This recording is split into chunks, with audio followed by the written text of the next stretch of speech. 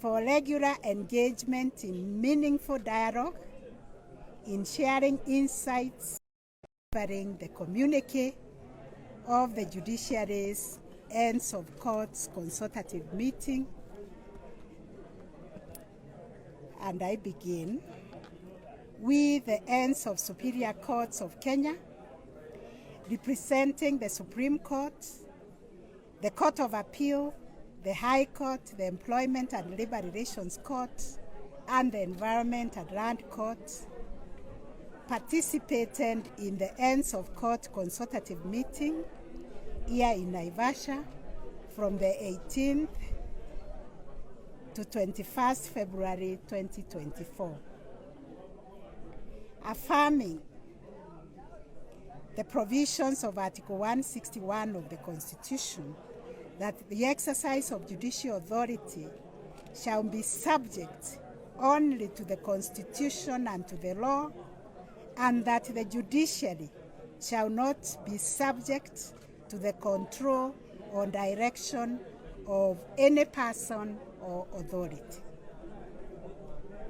We also appreciated the need for regular engagement in meaningful dialogue, in sharing insights, and collectively addressing the challenges that the judiciary is facing, and also the larger administration of justice. Mindful that judicial authority is donated by the people of Kenya and should be exercised in a manner that serves the society and protects the Constitution. Aware that the Constitution protects the decision autonomy of judges, and recognizing the need for the judiciary to engage in constructive dialogue with other branches and agencies of the government to address and resolve challenges that arise in the course of the administration of justice. We also acknowledged that there are time-sensitive matters that should be accorded priority in their determination by our courts, by their very nature that they touch the larger members of the public. Conscious of the current challenges hindering the hearing and the timely disposal and determination of those time-sensitive matters, recognizing also the need to address these challenges through a multi-pronged approach, including through regular consultative meetings and peer review mechanisms.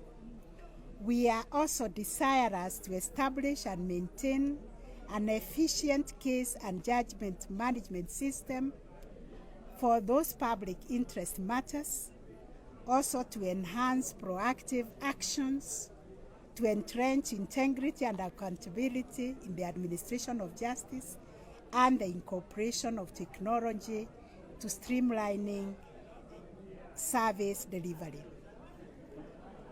Drawing from the themes of introspection on procedural rules in public interest matters, the concept of matters of general public interest, active case management and judgment management, also the issue of fight against corruption, upholding the independence of the judiciary, while harnessing intergovernmental collaboration and leveraging on technology for excellence in delivery of service.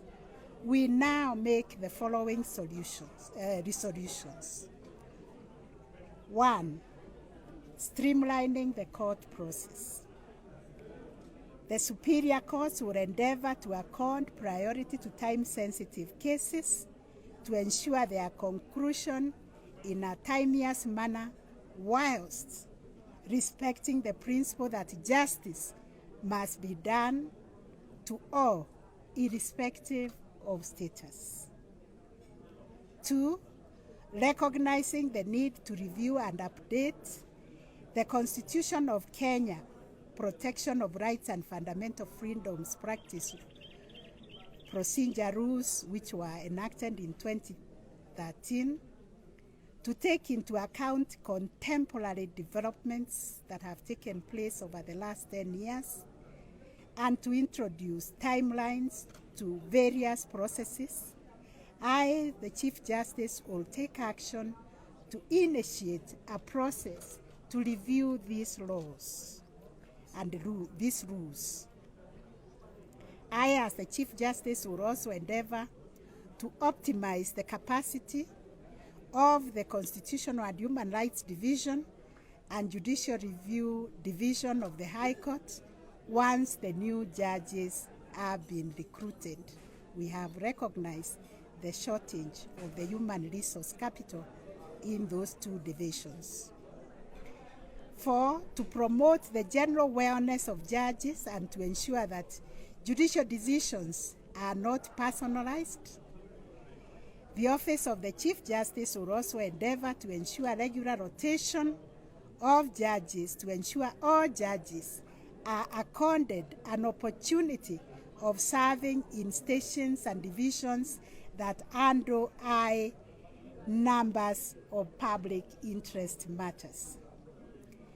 The principal judge of the High Court, in consultation with the judges of the High Court, will continue to undertake rapid results initiatives involving the distribution of the time-sensitive matters in the constitutional and human rights and commercial divisions of the High Court, using the innovation that we call Mahakama Popote model for expeditious disposal of those disputes.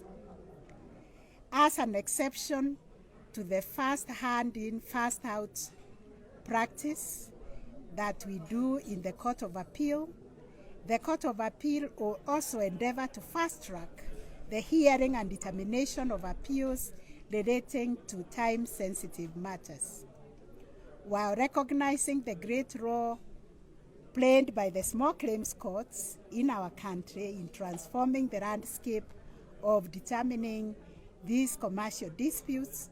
We take note of the emerging challenges facing the court's efforts, and we are pursuing solutions to streamline the operations of the small claims courts. Ladies and gentlemen, we also discussed active case management and judgment management. And we agreed, 1, the superior courts will enhance the docket management system to streamline case management. 2, to ensure efficiency to tackle the problem of delays in the conclusion of cases, the superior courts will enforce as far as possible the no adjournment policy. Litigants and stakeholders in the justice sector are urged to embrace the no adjournment policy, as adjournments will be granted only in the most exceptional circumstances. Number 3, we are calling upon our stakeholders in the justice sector, because we do not work alone, to support and work with the judiciary in enhancing our efforts towards expeditious disposal of disputes. The Superior Court will continue to promote the uptake and use of alternative forms of disputes resolution, which is working very well in all our court stations. The Court of Appeal will undertake a case audit of appeals and applications where the court has granted stay of proceeding orders with a view to fast-track the hearing and determination of those pending matters. The High Court will undertake a rapid results initiative, which they have been doing regularly, to prepare the records of appeal to enable fast-tracking of the criminal appeals at the Court of Appeal.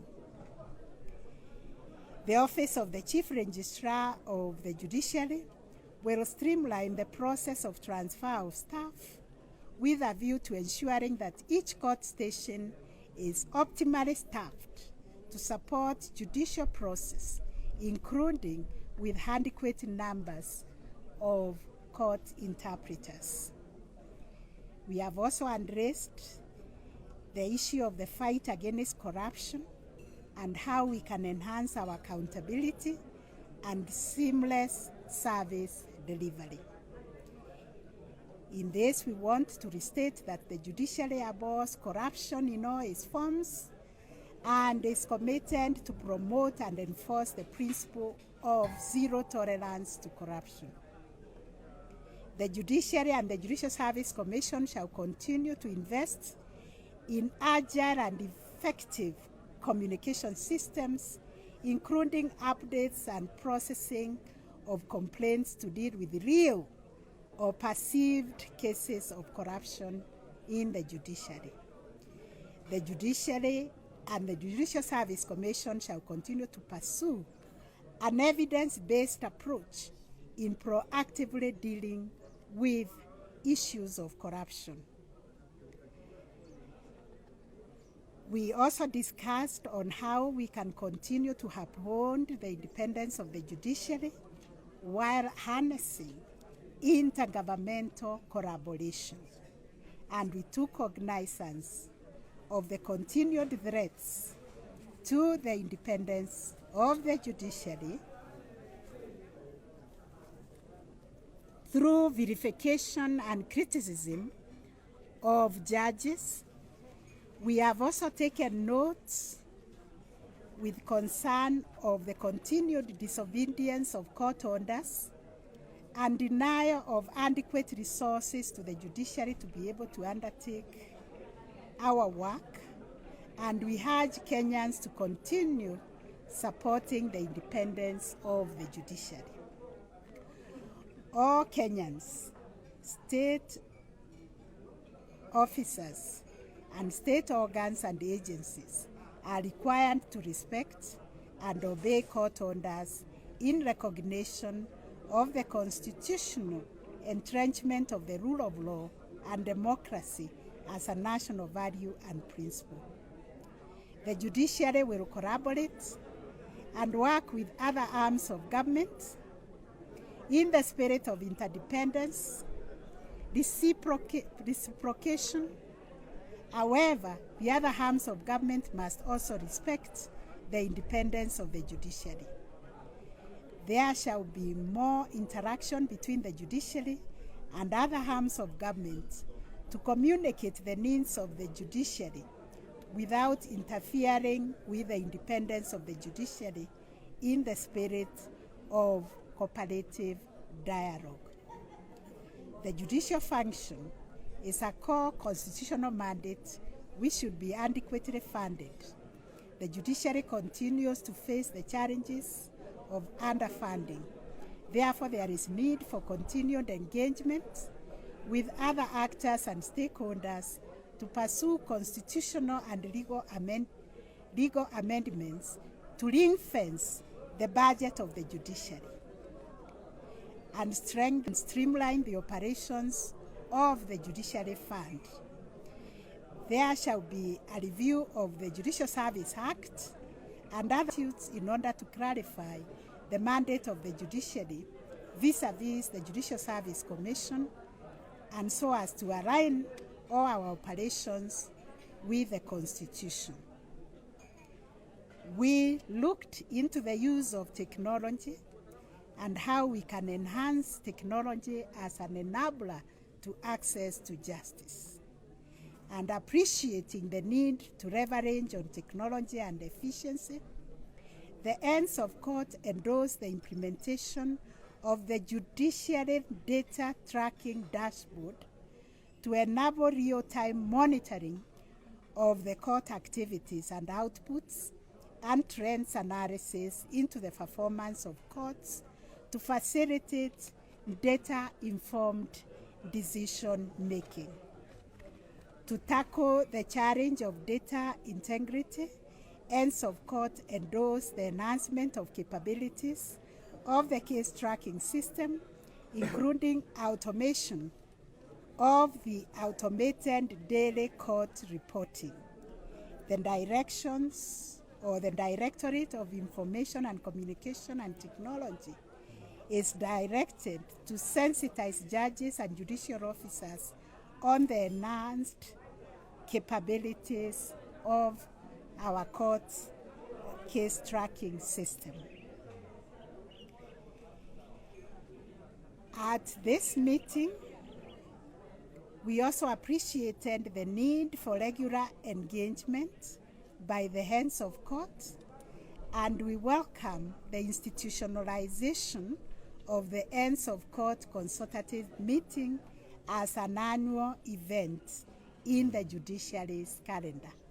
This was the first, but we will be doing it regularly. That is all. Thank you very much for attending.